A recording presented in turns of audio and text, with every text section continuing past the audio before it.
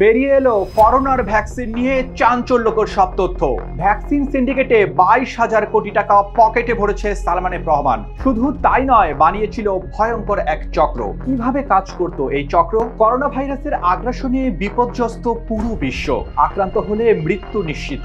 অসহায়ত্বের কাছে নতি স্বীকার ছাড়া কিছুই যেন করার নেই। এমনই এক ভয়ঙ্কর সময়ে করোনার ভ্যাকসিন আবিষ্কার করে পুরো দেশে আলোড়ন সৃষ্টি করলো দেশীয় প্রতিষ্ঠান গ্লোব বায়োটেক। কিন্তু সেই ভ্যাকসিন আলোর মুখ দেখলো না। কিন্তু কেন?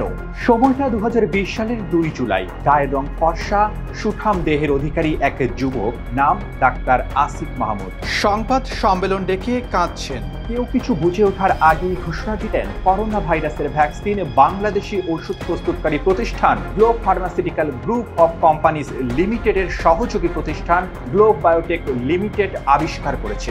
সেদিন আসিফ মাহমুদের সঙ্গে আনন্দে পুরো বাংলাদেশ কেঁদেছিল। আসিফ মাহমুদের ভেজা চোখের ছবি 16 কোটি মানুষের সামাজিক যোগাযোগ মাধ্যম জুড়ে ছিল। তবে সেই ভ্যাকসিন আর আলোর মুখ দেখেনি। এটি অসাধু সিন্ডিকেট নিজেদের পকেট ভারী করতে আমলাতন্ত্রের লাল ফিতায় আটকে রেখেছিল অনুমোদন। প্রধানমন্ত্রীর দপ্তরে অন্তত অর্ধ ডজন চিঠি দিয়েও কোনো সহায়তা মেলেনি। হামলা করা হয় প্রতিষ্ঠানটির অফিসে। গবেষকদের দেওয়া হয়েছিল হুমকিও। প্রায় 400 কোটি টাকা লোকসান নিয়েও ক্ষমতাধরদের দাপটে মুখ বুঝে মেনে নিয়েছিল প্রতিষ্ঠানটি। তবে করোনার প্রকোপ শেষ হয়ে গেলে মেলে ক্লিনিক্যাল ট্রায়ালের অনুমোদন। দেশের একটি পত্রিকার অনুসন্ধানে সেই ভ্যাকসিন আলোর মুখ না দেখার পেছনের ভয়ঙ্কর সব তথ্য বেরিয়ে এসেছে। প্রথমে একটি আনঅফিশিয়াল মিটিংয়ে সালমান এফ রহমানের মালিকানাধীন বেক্সিমকো গ্রুপের সঙ্গে গ্লোব বায়োটেককে প্রযুক্তি শেয়ার করার দাবি করা হয়। বেক্সিমকো ও গ্লোব বায়োটেক মিলে জয়েন্ট ভেঞ্চারে বঙ্গভ্যাক্স বাজারজাত করার কথা বলেন সালমান এফ রহমান। প্রথমে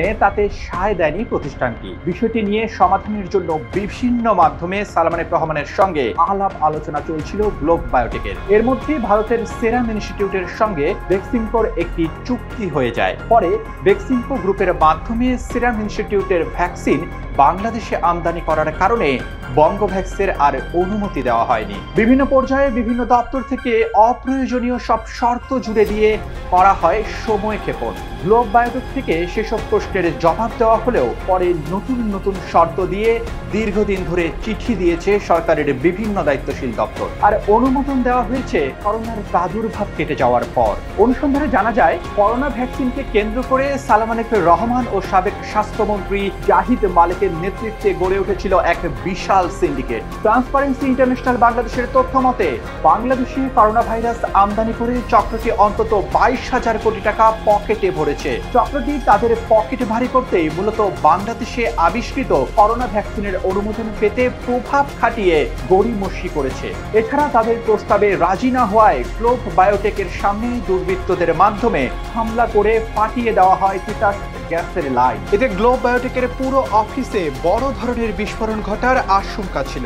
মূলত প্রভাব খাটিয়েই বাংলাদেশের সম্ভাবনাময়কে পদতলিত করেছে সালমান এফ রহমানের অসাধু চক্র। তাই এই চক্রের সবাইকে বিচারের আওতায় এনে কঠোর শাস্তি দেওয়া হবে নতুন সরকারের কাছে, এমনটাই প্রত্যাশা সকলের।